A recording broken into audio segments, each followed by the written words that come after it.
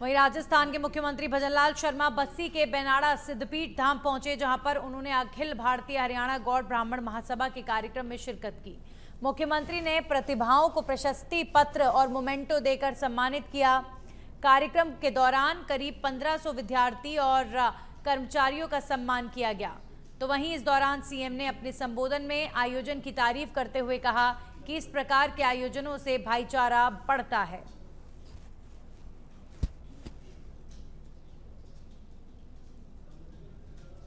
अगर किसी को शिक्षा ठीक प्रकार की मिल गई और शिक्षा ठीक प्रकार से ग्रहण कर ली तो शिक्षा में से कोई नहीं बांट सकता, कोई नहीं बांट सकता। इसलिए मैं कहना चाहता हूं हमारे आने वाली पीढ़ी, ये आपको करना होगा। आप सभी का दायित्व है, माता पिता होने के नाते, एक भाई होने के नाते, चाचा होने के नाते, ताऊ होने के नाते हम सबका दायित्व बनता है कि हमारे बच्चों को हम अच्छी शिक्षा दिलाएं, हम उनको अच्छा स्किल दिलाएं, विज्ञान के क्षेत्र में, संस्कृति के क्षेत्र में। और सबसे बड़ी बात मैं कहना चाहता हूं, इस समय में सबसे बड़ी बात होती है माता पिता और हमारे बुजुर्गों की सेवा का भाव आने वाली पीढ़ी के अंदर होना चाहिए। निश्चित रूप से आपने जिन ऐसी प्रतिभाओं को सम्मान किया है, वो आगे आने वाले समय में हमारे गांव का, हमारे परिवार का निश्चित रूप से नाम रोशन करेंगे। आप इसको इतना छोटा मत लीजिए। मैं कहना चाहता हूं, एक प्रतिभाशाली बालक और बालिका के लिए मंच पर सम्मान करना, उनको प्रोत्साहन करना बहुत बड़ी बात होती है, बहुत बड़ी बात होती है। उनके मन में जो भाव आता है, जो उमंग आती है, उस भाव और उमंग के साथ जब बच्चा मेहनत करेगा तो मैं आपको विश्वास दिलाना चाहता हूं, क्योंकि कर्म ऐसा है, ये मेहनत ऐसी है, जब मेहनत करते हैं तो ऊपर वाला भी साथ देता है और उस मेहनत का फल मिलता है। इसलिए मैं ऐसे छात्रों छात्राओं को भी कहना चाहता हूं, आपके जीवन में आपके सपने के लिए आसमान खाली है। आप उड़ान भरिए, सपने देखिए, लेकिन रात के नहीं, दिन के सपने देखिए। सपने वो नहीं होते जो सोने पर आते हैं, सपने वो होते हैं जो सोने नहीं देते हैं, सोने। और अब खबर डीग से है। बड़ी खबर का रुख करेंगे, जहां पर भेड़िए ने एक युवक पर हमला कर दिया है। घायल युवक को अस्पताल में भर्ती कराया गया है। भेड़िए के हमले से गांव में अभी फिलहाल डर का माहौल देखने को मिल रहा है। सीकरी थाने के जलालपुर माली बास का ये मामला है। तो एक जंगली भेड़िए ने गांव के एक व्यक्ति पर हमला कर दिया। सीकरी थाने के जलालपुर माली बास का मामला।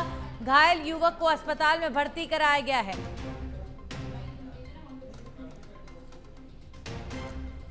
उत्तर प्रदेश से लेकर राजस्थान तक भेड़िए का आतंक देखने को मिल रहा है।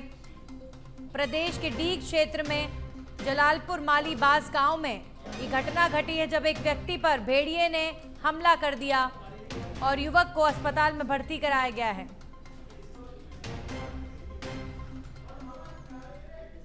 वहीं भारतीय और अमेरिका सेना के जवान 9 सितंबर से जोधपुर की महाजन फील्ड फायरिंग रेंज में अभ्यास कर रहे हैं, जहां पर दोनों देशों के जवान आतंकवादियों से लड़ने की ट्रेनिंग ले रहे हैं। इस युद्धाभ्यास में नई नई तकनीक का इस्तेमाल किया जा रहा है। तो वहीं जवानों के लिए रविवार को अवकाश और भ्रमण का दिन रखा गया है। अवकाश के दिन अमेरिकी जवानों ने बीकानेर के ऐतिहासिक जूनागढ़ किले का भ्रमण किया। ऐतिहासिक बादल महल, रनिवास और तोपखाना देखकर अमेरिकी जवान दंग रह गए। अमेरिकी जवानों को ऐतिहासिक जानकारी देने के लिए सेना की ओर से गाइड की भी व्यवस्था की गई।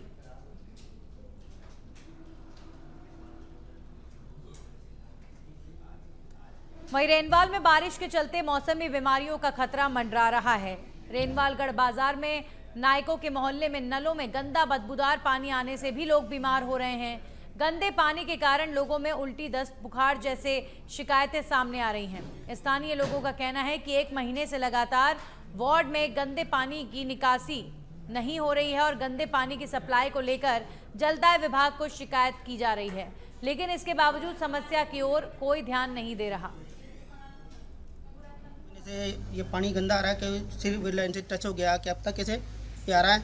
अधिकारियों के पास हम गए, उनसे समस्या का समाधान करने के लिए बुलाया, लेकिन उन्होंने अभी तक कोई समस्या का समाधान नहीं किया है। और इस पानी से बहुत ज़्यादा समस्या आ रही है, बीमार हो रहे लोग। और जितने भी पीने के लिए पानी लिया जा रहा है तो वो सारे लोग बीमार हो रहे हैं। और यही हमारी मांग है कि इस पानी को साफ़ सुथरा जैसे औरों को मिलता है वैसा पानी हमें चाहिए। 1-1.5 महीना हो गया है, काफ़ी टाइम से ये पानी गंदा आ रहा है, न तो ये न पीने लायक है न और कोई है। इसमें काफ़ी परेशानी आ रही है, काफ़ी बीमार पड़ गए बच्चे वगैरह, और मेरी खुद की तबीयत ख़राब है इससे। आज करीबन 15-20 दिन हो गए इस टाइम से, और ये पानी इतना गंदा आ रहा है, न तो पीने लायक है न और कोई, और गंदगी एकदम बहुत ज़्यादा छिड़ा हुआ आता है, एकदम बदबूदार पानी आता है। तो उच्च अधिकारियों से शिकायत किया आपने? हमने शिकायत की, तो शिकायत करने से पहले हम फ़ोन करते हैं तो ये बोलते हैं कि भाई आपके ही थोड़ी आता है पानी। वहीं अब खबर झुंझुनू के चिड़ावा से है, जहां पर सिक्किम में सेना सेवा कोर में कार्यरत हवलदार जितेंद्र सिंह शेखावत का शुक्रवार को ड्यूटी के दौरान निधन हो गया। वे झुंझुनू के सुल्ताना कस्बे के रहने वाले थे और वर्तमान में सेना सेवा कोर की यूनिट 27 DOU में पूर्वोत्तर सिक्किम में हाई एल्टीट्यूड एरिया में सेवाएं दे रहे थे। हवलदार जितेंद्र के पार्थिव देह सड़क मार्ग से चिड़ावा होते हुए झांझोट सर्कल पहुंचेगी, जहां से तिरंगा रैली के साथ पार्थिव देह गांव के मुख्य मार्गों से होते हुए उनके पैतृक आवास पहुंचेगी। हवलदार जितेंद्र सिंह के ड्यूटी पर निधन की सूचना के बाद सुल्ताना कस्बे में शोक की लहर है। सुल्ताना कस्बे के बाजार पूरी तरीके से बंद हैं और सभी हवलदार जितेंद्र सिंह की पार्थिव देह का गांव में आने का इंतजार कर रहे हैं।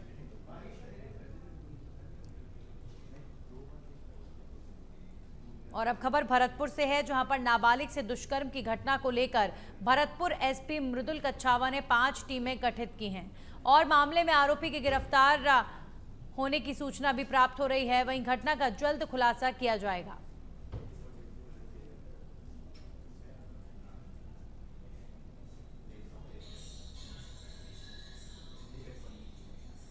वहीं झुंझुनू पुलिस ने डिजिटल मुद्रा के नाम पर 15 लाख रुपए की ठगी करने वाले आरोपी को गिरफ्तार किया है। दरअसल 2 दिन पहले मंडावा पुलिस ने मंडावा कस्बे की फतेहपुर बाईपास पर झगड़ा कर रहे शेखसर निवासी रॉबिन डूडी को शांति भंग के आरोप में गिरफ्तार किया था, जिससे पूछताछ की गई तो पता चला कि रॉबिन डूडी झुंझुनू पुलिस का वांटेड अपराधी है, जिस पर पुलिस ने 20,000 रुपए का इनाम घोषित कर रखा है। जिसके बाद कोतवाली पुलिस को सूचना दी गई। SI सुरेश रोलन ने बताया कि आरोपी रॉबिन ने 20 जुलाई को झुंझुनू शहर में मंडरेला रोड पर अपने साथियों के साथ मिलकर यूपी के 2 युवकों से 15 लाख रुपए लूट लिए थे। डिजिटल डॉलर के संबंध में थाना कोतवाली पर एक अभियोग पंजीबद्ध हुआ था। परिवादी शहीद अकरम है, जो मुरादाबाद यूपी का रहने वाला है, उसने ये अभियोग पंजीबद्ध करवाया था। इस प्रकरण में हमने पहले कोतवाली पुलिस ने काम करते हुए 3 आरोपी को गिरफ्तार कर लिया था, जिनको जेसी करवा दिया था बाद अनुसंधान। और अभी 12 तारीख को हमने एक मुलजिम और अरेस्ट किया है, जो मुलजिम की शिनाख्त जो कार्रवाई है, परेड जो है वो की जानी शेष थी, इसलिए इसको मैंने बापरदा अरेस्ट किया है और उसको जेसी करवा दिया है। जैसे ही उसकी शिनाख्त परेड को जेल में हो जाएगी, उसके पश्चात दोबारा पीसी रिमांड पे लिया जाएगा और अनुसंधान किया जाएगा। आरोपी जो है, हमने तीसरा जो आरोपी पकड़ा है वो रॉबिन डूडी है, इसको हमने जेसी करवा रखा है फिलहाल। रॉबिन डूडी के खिलाफ पहले 4-5 प्रकरण दर्ज है, तो अभी वहीं पाली के सुमेरपुर में से खबर आ रही है, बड़ी खबर का रुख करेंगे। 2 गुटों की फायरिंग में एक व्यक्ति की मौत की खबर आ रही है। पुलिस ने मामले में 2 लोगों को डिटेन किया है। एक और आरोपी की तलाश में फिलहाल पुलिस जुटी हुई है और 2 घायलों का अस्पताल में इलाज जारी है। सुमेरपुर उपजिला अस्पताल में परिजन इकट्ठा हो गए हैं और मृतक के भाई ने पुलिस पर गंभीर आरोप लगाए हैं। पुलिस अब सभी एंगल्स के साथ जांच कर रही है। पाली के सुमेरपुर से बड़ी खबर, 2 गुटों की फायरिंग में एक व्यक्ति की मौत हो गई है और पुलिस इस मामले में अब तक 2 लोगों को डिटेन कर चुकी है। वहीं जो मृतक के परिजन हैं वो पुलिस पर कार्रवाई को लेकर सवाल खड़े कर रहे हैं।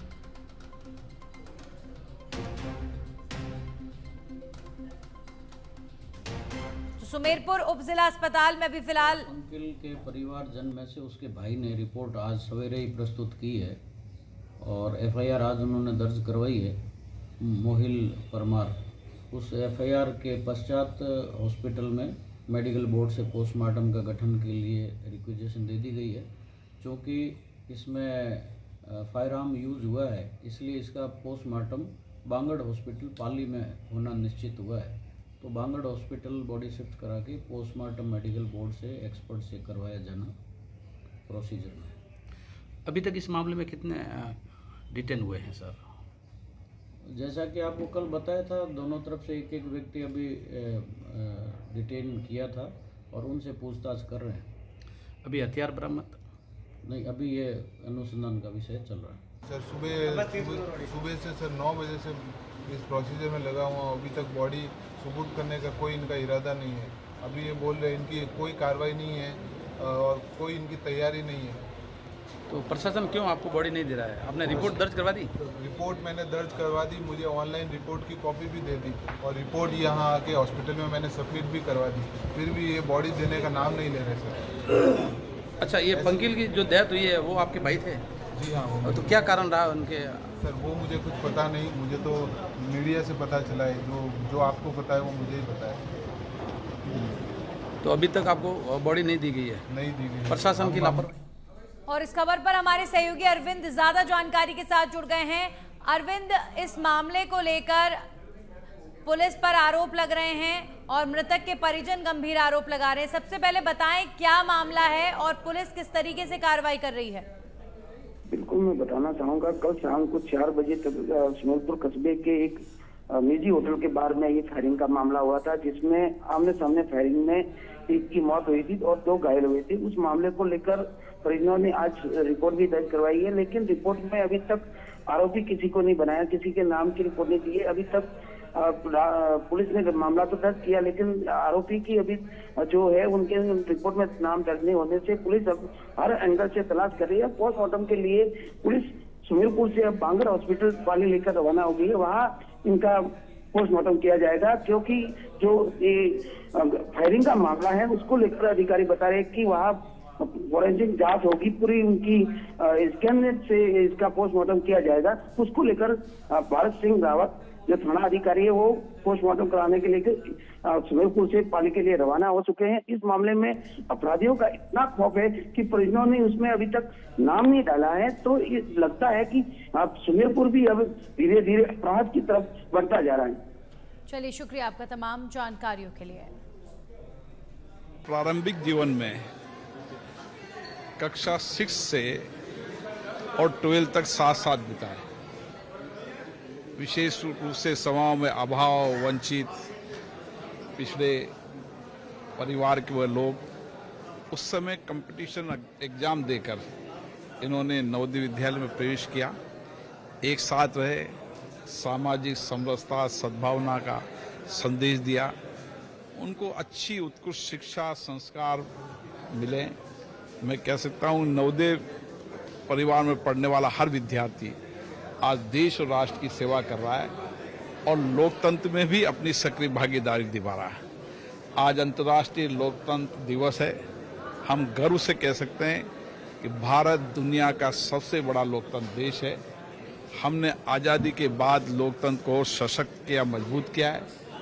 भारत में ऐसी लोकतांत्रिक व्यवस्था है जो गांव से लेकर पंचायत से लेकर और दिल्ली तक तमाम लोकतांत्रिक संस्थाएं शासन का संचालन करती है। ये दुनिया के अंदर भारत के लोकतंत्र में है और हमारे लोकतंत्र की मजबूती का आधार ये कह सकते हैं लगातार 17 आम चुनाव हुए और 17 आम चुनाव के बाद 18 आम चुनाव में लगातार मतों का प्रतिशत बढ़ना इस बात का साबित करता है कि लोकतंत्र प्रति लोगों का विश्वास, भरोसा बढ़ा है और लोकतांत्रिक संस्थाओं के माध्यम से ही सामाजिक आर्थिक परिवर्तन करते हुए आज देश आगे बढ़ा है और निश्चित रूप से 2047 तक विकसित भारत के सपनों को हम पूरा कर पाएंगे। और नवोदय विद्यालय के परिवार के वो सब पूर्व विद्यार्थी भी जो 16 लाख से अधिक परिवार हैं, वह भी स्वर्णिम भारत और विकसित भारत के सपनों को पूरा करने के लिए अपनी प्रतिबद्धता निभाएंगे।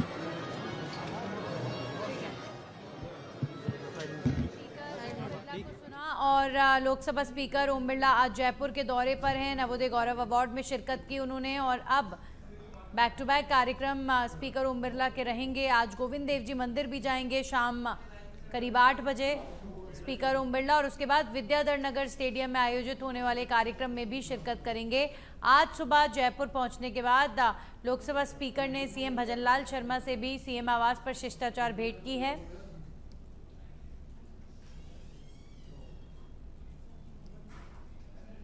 अब खबरों में आगे बढ़ेंगे और बात करेंगे करौली से खबर आ रही है, जहां पर पांचना नदी में विवाहिता ने लगाई छलांग। मामले की सूचना पर सिविल डिफेंस की टीम मौके पर पहुंची है। नदी में विवाहिता की तलाश के लिए सर्च अभियान चलाया जा रहा है। तो करौली का ये मामला, एक विवाहिता ने पांचना नदी में कूदकर अपनी जान दे दी।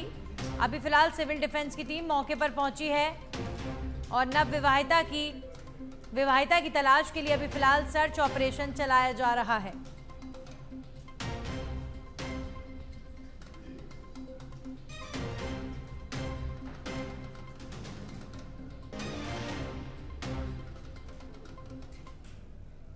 और अब खबर भीलवाड़ा के शाहपुरा से है, जहां पर बनेड़ा थाना सर्कल के डंगास गांव की नाडी में एक युवक के डूबने का मामला सामने आया है, जिसमें अंधेरा हो जाने के कारण तलाश शुरू नहीं की जा सकी। लेकिन आज सुबह गोताखोरों के पहुंचने पर डूबे युवक की तलाश शुरू कर दी गई है। तो भीलवाड़ा के शाहपुरा में मामला, युवक को तलाश करने को लेकर अभी भी लगातार बना हुआ है, क्योंकि अभी तक जो युवक है उसके बारे में कुछ भी पता नहीं चल पाया है। नाड़ी में ये युवक डूब गया था और अभी फिलहाल गोताखोरों के माध्यम से ढूंढा जा रहा है। और अब खबर बीकानेर से, जहां पर भारत विकास परिषद उत्तर पश्चिम क्षेत्र की ओर से रानी बाजार स्थित पार्क पैराडाइज में क्षेत्रीय महिला संस्कार सम्मेलन श्री विद्या शुरू हुआ। मुख्य अतिथि बीकानेर जिला पुलिस अधीक्षक तेजस्विनी गौतम और भारत विकास परिषद के राष्ट्रीय महामंत्री दुर्गा दत्त ने दीप प्रज्वलित कर कार्यक्रम का आगाज किया है। मीरा शाखा बीकानेर के अध्यक्ष ऋतु मित्तल ने जानकारी दी है कि सम्मेलन में कुल सत्र 4 होंगे और लगभग 400 से ज्यादा प्रतिभागी इस कार्यक्रम में हिस्सा ले रहे हैं। तो बीकानेर में दीप प्रज्वलित कर कार्यक्रम का आगाज किया गया। क्षेत्रीय महिला संस्कार सम्मेलन आयोजित किया जा रहा है। और अब खबर सिरोही के आबू रोड से है। बड़ी खबर का रुख करेंगे, जहां पर कच्चे मकान की अचानक से एक दीवार हुई धाराशायी। घर के एक हिस्से की भरभराकर ये दीवार गिर गई। घर में मलबा गिरने से अफरा तफरी मच गई है। दीवार में पानी का रिसाव होने से ये हादसा होना बताया जा रहा है। दीवार गिरने से महिला और 3 लोग बाल बाल बचे हैं। घर में सभी मौजूद लोगों को सुरक्षित बाहर निकाल लिया गया है। वार्ड नंबर 11 जूनी खराड़ी भील मोहल्ला की ये घटना बताई जा रही है।